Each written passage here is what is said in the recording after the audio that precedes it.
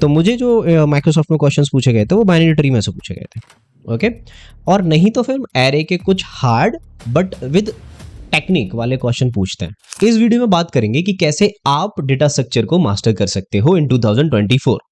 मेरी बात नहीं करेंगे क्योंकि मैंने कर लिया, इसमें टोटली आपकी बात करेंगे कि आप कैसे कर सकते हो। क्या आपको एक अच्छी अप्रोच लेनी चाहिए अगर आपसे नए क्वेश्चंस नहीं बन रहे हैं, अगर आपको लॉजिक नहीं सोच में आ रहा है, तो मैं क्या ऐसा अप्रोच फॉलो करूं जिससे कि डीएसए मेरे लिए इजी हो जाए। तो देखो, मैं यही सारी चीजें आपको बताऊंगा जो मैं अपने स्टूडेंट्स को बताता हूं, और जैसे मैंने किया है। सिंपल है, आप इसको ज्यादा से ज्यादा 4 से 5 महीने फॉलो करना, आपकी चीजें इजी हो जाएंगी। देखो, मैं ये नहीं कह सकता कि आप एकदम एकदम फाड़ कोडर बन जाओगे, नहीं, लेकिन डीएसए में प्रगति जरूर होगी। ठीक है, तो चलो देखो, सबसे पहले हम बात करेंगे कि DSA for self learning and logical building, दोनों में बहुत बड़ा फर्क होता है। ठीक है, एक होता है कि आपको लॉजिक बिल्ड करना है, नए नए पैटर्न्स के क्वेश्चन करने हैं, उसके लिए आप डीएसए कर रहे हो। और एक रहता है कि चलो मेरे को पैटर्न्स आते हैं, मैं सेल्फ लर्निंग के लिए डीएसए कर रहा हूं। तो पहले आपको कैटेगराइजेशन करना पड़ेगा कि डीएसए अब मैंने एक लेवल तक का कर लिया है, मैं अब सेल्फ लर्निंग के लिए डीएसए कर रहा हूं या फिर लॉजिक बिल्डिंग के लिए कर रहा हूं। अब ये कैसे कैटेगराइजेशन करेंगे? अगर आपने 500 से नीचे का क्वेश्चंस कर रखे हैं तो अभी आपकी सिर्फ लॉजिक बिल्डिंग ही चल रही है। आप सेल्फ लर्निंग पे ध्यान मत दो, नए नए क्वेश्चंस पे ध्यान दो, एक जैसे क्वेश्चंस मत करो। ठीक है, रिपीटेशन मत करो। ठीक है, आप सिर्फ लॉजिक बिल्डिंग करो, सिर्फ लॉजिक बिल्डिंग करो। समझ में आ रहा है? पहला पॉइंट क्लियर होना चाहिए कि मैं डिफरेंट डिफरेंट पैटर्न्स के क्वेश्चन करूंगा। तो जब भी मैं स्टूडेंट्स को क्वेश्चन करवा रहा हूं तो मैं पैटर्न्स के क्वेश्चन करवाता हूं। हर क्वेश्चन अपने आप में पिछले वाले से अलग होता है। तो अब देखो, डीएसए फॉर इंटरव्यू। अब बच्चों को लगता है कि जो मैंने अभी पढ़ा है, जो मैंने 500 क्वेश्चंस लगाए हैं, वो मैं इंटरव्यू के हिसाब से पढ़ रहा हूं। लेकिन देखो, ऐसा नहीं है, क्योंकि डीएसए फॉर इंटरव्यू अलग होता है भैया, और DSA for you can say that problem of the day, और you can say that practising logic building, वो सारी चीजें अलग रहती हैं। क्यों? कि इंटरव्यू में इंटरव्यूअर अगर कोई अच्छा हुआ और या वो मतलब थोड़ा सही इंटरव्यूअर है, वो हम पर्टिकुलर चीजों पे फोकस करते हैं। जब मैं इंटरव्यू लेता हूं तो कि अच्छा ठीक है, मैंने आपको ट्री का क्वेश्चन दिया, आपकी लॉजिक बिल्डिंग हो रही है नहीं हो रही है, हम इन सारी चीजों पे फोकस करते हैं।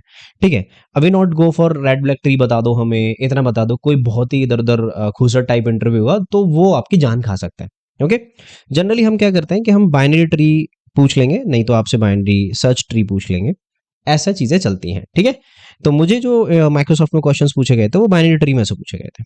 ओके, और नहीं तो फिर एरे के कुछ हार्ड बट विद टेक्निक वाले क्वेश्चन पूछते हैं, जैसे रेन ट्रैपिंग वाटर, ऐसे क्वेश्चंस आते हैं।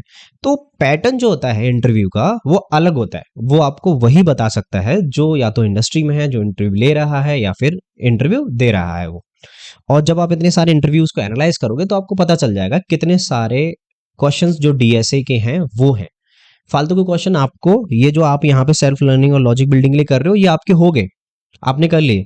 अब डीएसए पर्सपेक्टिव से आप इंपॉर्टेंट क्वेश्चन लगाओ जब आपका इंटरव्यू है। ओके, अब समझ में आ गया। तो ये दोनों चीजें अलग रखो इनको, ठीक है, मैं ये कहने वाला हूँ। अब लेकिन ये इंटरव्यू की तैयारी तो तुम बाद में करोगे जब तुम्हारा डीएसए हो जाएगा। हाँ चलो, लेकिन जब आप प्रिपेयर कर रहे होगे, इसको बात के लिए रख लो, लेकिन जब आप प्रिपेयर कर रहे होगे तो मैंने मोस्टली बच्चों को देखा है, वो क्या करते हैं, array link list stack queue तक बढ़िया से पढ़ते हैं, फिर उनका ना मोटिवेशन डाउन हो जाता है। ठीक है, तो मैंने इसी वजह से यहाँ पे 2 टाइप के डेटा स्ट्रक्चर आपको मेंशन कर रखे हैं कि एरे लिंक लिस्ट क्यू। तो अब मेरी बात बहुत ध्यान से सुनना।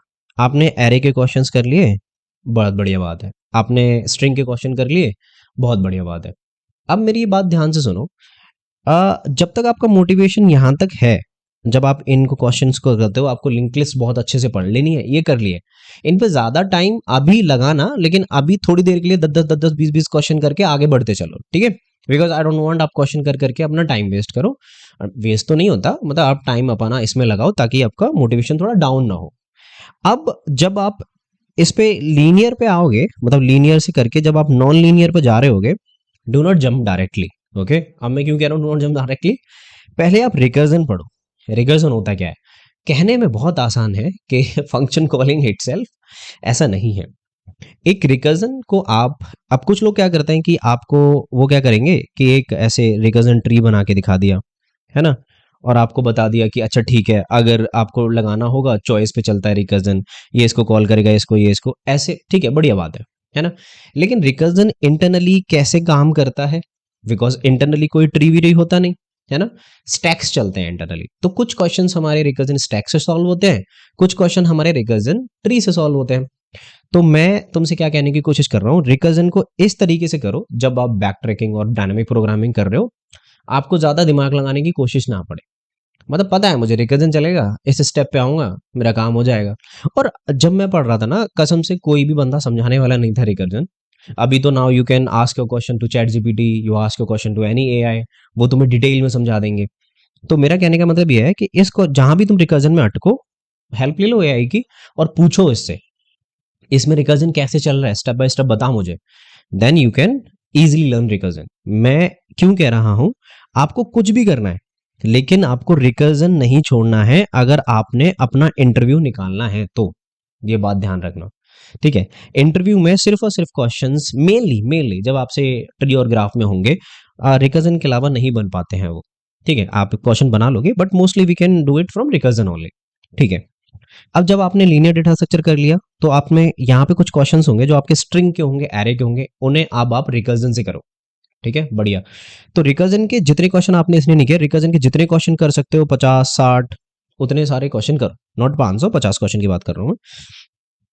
अब आप आ जाओ ट्री पे। ट्री में आप ज्यादा टाइम वेस्ट मत करो, पहले हम एक इंटरव्यू के लिए प्रिपेयर कर रहे हैं, ठीक है। मैं ये नहीं कह रहा आप मत प्रिपेयर करो, आपका जब इंटरव्यू के लायक आप पावरफुल हो जाओ, तैयार हो जाओ, तब बाकी के tree, segment tree and all ये आप एक्सप्लोर करते रहना। But first I recommended you to prepare for a binary tree. Mostly question इसी में से आते हैं, 80 to 90% हम इसी में से क्वेश्चन पूछते हैं बिकॉज अच्छा डेटा स्ट्रक्चर है, ठीक है। फिर हम ग्राफ पे आएंगे।